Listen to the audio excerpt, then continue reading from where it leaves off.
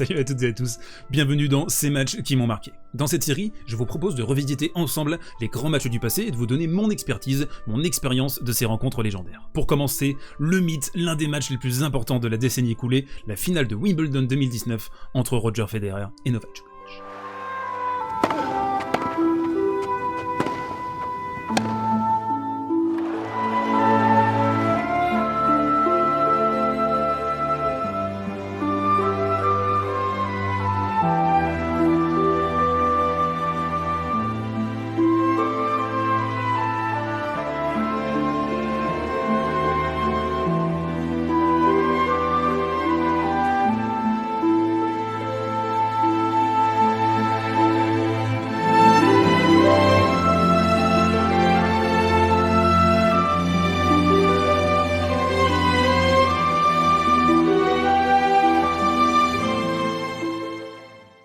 Allez, on attaque avec le contexte personnel de cette rencontre, les différents éléments qui m'ont amené à apprécier d'une manière très singulière cette finale de Wimbledon 2019, et je voudrais commencer avec mon appréciation de Novak Djokovic. C'est un joueur que j'ai découvert à l'Open d'Australie en 2005, c'était au premier tour face à Marat Safin, il a pris une branlée, et à ce moment-là, je me dis pas, ça va être un crack, ça va être l'égal de Roger Federer ou de Rafael Nadal ensuite. Non, j'ai pas vraiment cette appréciation de ce joueur, c'est un joueur sur les premières années où j'ai eu un petit peu de mal avec sa façon de jouer, son caractère, etc. Du coup, on peut pas vraiment parler de coup de foudre avec Novak Djokovic. Ça a été plus comme un bon vin, c'est-à-dire qu'au début, bon, j'étais un peu sceptique, mais au fur et à mesure, en aérant, en macérant, j'ai commencé à apprécier de plus en plus le joueur, et puis, on va dire que la saison qui a été vraiment exceptionnelle pour moi, c'est la saison 2011, où j'ai vraiment compris que c'était un joueur très spécial, un futur crack de ce jeu. Il a fait une saison absolument énorme, hein. C'est une des plus grandes saisons de l'histoire du tennis, et à partir de ce moment-là, j'ai commencé à revoir mon jugement. Je me suis dit, ah ouais, il y a quand même quelque chose avec ce joueur, et puis après, je me suis renseigné sur son caractère, je me suis renseigné sur son histoire personnelle. Quand tu vois que le mec, il vient de Serbie, que en 99 c'était la guerre du Kosovo,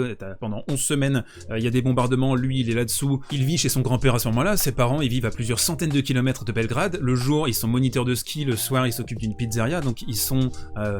les 3-8 pour essayer de subvenir aux besoins de Novak Djokovic, qui est identifié assez tôt comme un futur monstre du tennis. Après forcément il y a un chemin à effectuer, entre t'as du potentiel et réussir à l'accomplir, à remporter à l'heure où j'enregistre cette vidéo 20 grands chelems, donc c'est assez énorme, et c'est un joueur à travers son parcours personnel qui est fascinant. On a un parcours initiatique quasiment vengeur. On a du mal à imaginer, je pense, du point de vue de l'Europe de l'Ouest, ce qu'il représente en Serbie, à quel point c'est presque une figure divine, christique pour les Serbes. Il a réussi à mettre la Serbie sur la carte, c'est un des personnages les plus essentiels, les plus importants de l'histoire de la Serbie, et puis il y a aussi cette culture slave.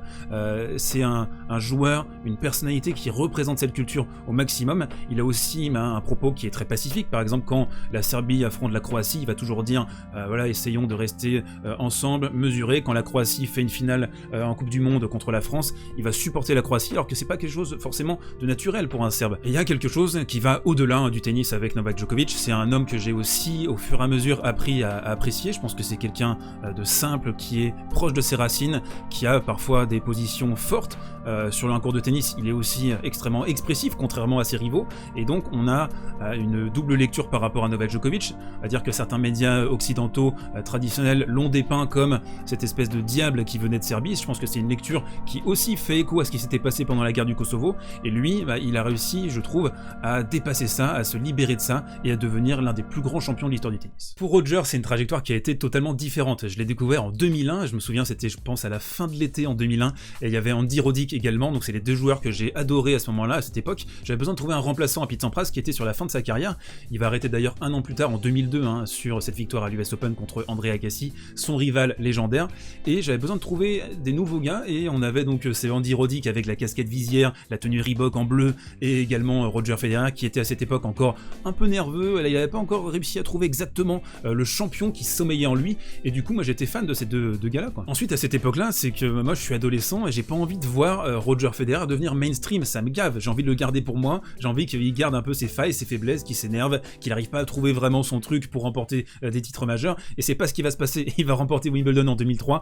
il va devenir le joueur écrasant du circuit ATP entre 2004 et 2007, il est absolument injouable à cette période, j'ai jamais vu ça franchement, cette domination pour un joueur de tennis, il était au-dessus de tout, il avait un coup droit qui était absolument fantastique, et puis il y avait ce syndrome un peu Schumacher, c'est-à-dire que le mec dominait trop, donc j'ai commencé à me désintéresser de lui, et je suis un peu plus parti sur Andy Roddick, qui lui est resté un peu le second couteau, même s'il a quand même été numéro 1 mondial, il a remporté un grand chelem également à l'US Open en 2003, mais je préférais un peu ce type de joueur avec des failles, comme Marat Safin également, hein, qui était un de mes joueurs préférés à l'époque, et je dirais que sur la décennie 2010, je me suis également, je pense, un peu désintéressé, il y avait moins de tendresse, d'amour pour lui, je le regardais un peu plus avec de la distance, jusqu'à ce qu'il revienne en 2017 avec donc ce coup d'éclat, cette victoire à l'Open Australien en 2017 qui est absolument énorme, et sur la fin de sa carrière, je suis un peu plus touché par ce qu'il fait et par sa résurgence. Et donc tout ça nous amène au match en question de cette vidéo, la finale de Wimbledon 2019, et quand j'ai revu cette rencontre, alors je l'ai revue 2 fois hein, sur les 2 derniers mois, et elle est pas si bien que ça en fait cette finale. Je suis désolé de le dire comme ça parce qu'il y a des gens, mais il y a même en fait des anciens champions de ce sport comme Edberg, Becker qui te disent c'est la plus grande finale de l'histoire de Wimbledon, c'est mieux que la finale 80 entre McEnroe et Borg, c'est mieux que la finale 2008 entre Federer et Nadal. Non, ça, quand vous regardez le match, les 4 premiers sets ils sont très inégaux. Il y a un truc qui est affolant aussi dans cette partie, c'est que Roger Federer a remporté 14 points de plus que Novak Djokovic et il perd le match. Donc ça c'est assez énorme. Et quand on regarde toutes les statistiques aussi, même les stats avancées, il est devant quasiment partout. Il y a très peu de secteurs, il y a un secteur en fait dans lequel il est en dessous. Donc c'est incroyable, il a ultra dominé cette partie au niveau statistique, et quand on regarde le match du début à la fin, on se demande comment il a perdu aussi. Du coup quand on refait un peu le fil de la partie, c'est vraiment à 3-2 dans le 5e set que ça commence à s'emballer, on a Federer qui fait 3 grosses fautes en revers, avec des tentatives d'accélération et de coups gagnants, hein, mais c'est 3 fautes en revers et une montée en chaussette, donc il se fait cueillir par un passing de Novak Djokovic, et puis ensuite hein, pour convertir ce break, Novak il fait une double et 2 fautes directes, donc on a quelque part un mini choke hein, de Novak qui a 4-2 qui peut basculer à 5-2. Au niveau de l'ambiance, d'ailleurs c'est vraiment à ce moment-là, hein, c'est à 4-2, c'est quand Roger fait le débreak que le public va complètement s'embraser. Au début de la partie, dans les 4 premiers sets, on voit que le public est nettement pour Roger Federer, mais c'est pas outrancier, c'est vraiment dans le 5e, à partir de ce moment-là, hein, à partir du débreak, qu'on sent que le public, il est debout. Je pense que les gens commencent à être aussi un peu fatigués, peut-être un peu avinés aussi, parce qu'on voit qu'il y a du Pim's et de la bière qui circule dans les tribunes, donc on sent un public qui a envie que Roger Federer s'impose au fur et à mesure de la partie, mais c'est vraiment dans le 5e hein, que ça devient outrancier, c'est pas au niveau de la finale de l'US Open 2015 par exemple, pas du tout. Le deuxième temps fort de ce set, c'est à 7 partout, Roger Federer fait le break, il mène 8-7, et là il sert pour le match, donc il a eu le temps de tourner, de réfléchir, il arrive sur la ligne et il va mener 40-15. Là, il va y avoir une première erreur, et ça, c'est quelque chose qui n'est pas souvent relevé. On parle du passing de Novak Djokovic, mais il y a d'abord cette petite erreur. Il y a Novak Djokovic qui va faire un retour très long, et Roger va essayer de se décaler en coup droit. Il va pas vraiment faire confiance à son revers, il va patauger un peu, et on le voit, hein, son footwork sur le 5e set qui est pas forcément égal du début à la fin. Le premier pas est difficile, et c'est peut-être plus sur ce premier point qu'il y a quelque chose à redire, parce que il doit remettre en jeu ce deuxième coup de raquette d'une manière ou d'une autre. Un petit slice, c'est un slice qui a super bien fonctionné dans le 5e set.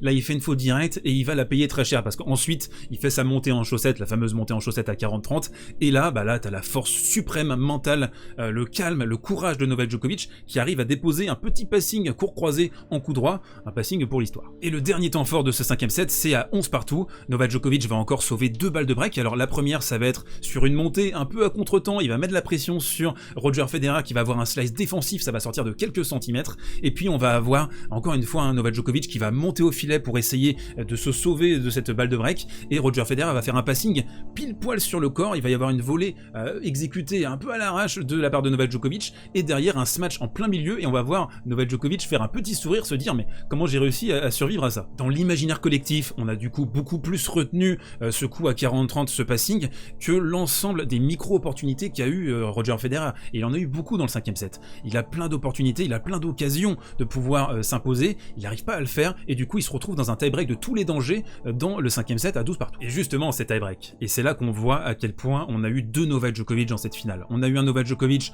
un peu désintéressé, nerveux, stressé, très en dedans, on l'a pas vu beaucoup s'exprimer, et ça c'est très rare pour Novak Djokovic, il était très intériorisé sur cette finale, et il y a une stat qui est complètement effarante, c'est sur les tie-breaks, les fautes directes. On a 11 fautes directes pour Roger Federer sur les 3 tie-breaks, et pour Novak Djokovic, 0 faute directe. Et ça c'est une des plus grandes forces de Novak Djokovic, c'est que quand il a décidé de poser les barbelés, quand il a décidé de ne faire aucune faute directe, il ne donne rien, et du coup il a poussé Roger Federer à prendre des risques, à prendre des initiatives, à forcer son jeu offensif, ce qui est un peu son péché mignon d'ailleurs dans sa carrière. Il y a aussi, je pense, le souvenir de la demi-finale de l'US Open 2010, 2011, où Novak Djokovic sauve 2 fois 2 balles de match et arrive à se qualifier en finale aux dépens de Roger Federer. Et cette finale de Wimbledon 2019, c'est presque une caricature des oppositions entre les deux champions, c'est-à-dire qu'on a un joueur qui pose les barbelés, qui est un contreur défensif avec une capacité à monter au filet, etc. Il n'y a pas de souci par rapport à ça. Mais c'est un jeu qui va totalement annihiler les ambitions offensives de Roger Federer. Et sur gazon, c'est quand même assez particulier parce que c'est une surface qui, pendant très longtemps, a encouragé, a validé les intentions offensives des joueurs. Et là, on se rend compte que, avec le style de jeu de Novak Djokovic, c'est quasiment imprenable, imparable. Et puis le deuxième élément, c'est la domination mentale qu'exerce Novak Djokovic sur Roger Federer. Au fur et à mesure de leur carrière, on a senti un ledge mental qu'avait Novak sur Roger. Troisième partie, la marque historique de cette finale de Wimbledon 2019. Alors ce qu'on peut dire déjà pour commencer, c'est que cette finale, elle partage un trait commun avec les plus grands matchs de l'histoire du tennis, c'est-à-dire qu'il y a une beauté tragique, il y a quelque chose qui s'inscrit dans ce match, qui se voit, qui est palpable du début à la fin. On sent que c'est la chute du héros, c'est Roger Federer qui est dans son jardin, qui peut remporter un 9e Wimbledon, c'est sa dernière opportunité, sa dernière occasion, il a 2 balles de titre et il n'arrive pas à les concrétiser face à celui qui est présenté d'une manière générale par l'establishment tennistique comme le anti-héros. Donc on a ce match qui est presque, allez, c'est du Corneille, c'est du Molière, c'est du Racine. Donc même si au fond on n'a pas une qualité tennistique qui est optimale du début à la fin, on a par contre une dramaturgie qui est exceptionnelle, qui est énorme, un peu d'ailleurs comme la finale de l'Open d'Australie en 2022, et je trouve également que ce match, c'est le testament de Novak Djokovic. C'est sa plus grande victoire sur l'establishment tennistique. Il va réussir, bon an mal an, même si le niveau de jeu est pas forcément toujours là, il va s'éteindre de temps en temps, mais il va réussir dans les moments chauds à verrouiller. Dans ce match, on a aussi l'aspect record qui est très important, c'est-à-dire que après ce match, on est à 16-20, mais ça aurait pu faire 15-21, donc Roger Federer pourrait être à 21 Grand Chelem, il a eu 2 balles de titre, et il aurait pu être l'égal de Navratilova qui a aussi remporté Wimbledon 9 fois, Roger Federer s'arrête à 8 fois, et puis il y a aussi une stat qui est incroyable, c'est que Novak Djokovic face à Roger Federer en finale de Wimbledon, c'est 3 sur 3. Il a gagné toutes les oppositions qu'il a eues contre Roger Federer, qui est pourtant le maître logiquement de Wimbledon. Je pourrais pas faire vraiment une vidéo complète sur le sujet en mentionnant également que c'est la fin de quelque chose pour beaucoup d'entre vous, beaucoup de fans de Roger Federer, c'est-à-dire que c'est la fin en fait, c'est un match qui est imperdable. Il aurait dû s'arrêter sur une victoire à Wimbledon, il aurait remporté un 21e Grand Chelem contre son rival Novak Djokovic, et s'arrêter là-dessus, ça aurait été merveilleux. Là, ce qu'il fait, c'est que il continue à jouer, à espérer, il chasse une chimère, il est toujours dans l'espoir de pouvoir revivre ce moment. Peut-être que ça va arriver d'ailleurs, je sais pas à l'heure où j'enregistre cette vidéo, mais ça paraît complètement illusoire, et il y a quelque chose de dramatique sur sa fin de carrière, je trouve, à Roger. Il aurait dû s'arrêter là-dessus. Voilà pourquoi j'ai une tendresse particulière pour cette rencontre, ça me ramène au début de ma passion pour le tennis, ça me ramène à la jeunesse de Roger Federer, à ce que j'ai aimé chez lui, le côté perdant magnifique. Et il y a quelque chose de touchant dans cette défaite, il y a quelque chose de touchant quand on le voit après avoir perdu, il se morfond sur sa chaise, ce qu'il va dire en conférence de presse, on sent qu'il est complètement abattu. Il y a quelque chose qui est de l'ordre des plus belles tragédies, comme je l'ai dit, il y a une beauté en fait dans cette défaite, il y a aussi une beauté bien sûr dans la victoire de Novak Djokovic, mais quelque part Roger là-dessus, on sent que c'est un roi qui s'éteint, il y a quelque chose de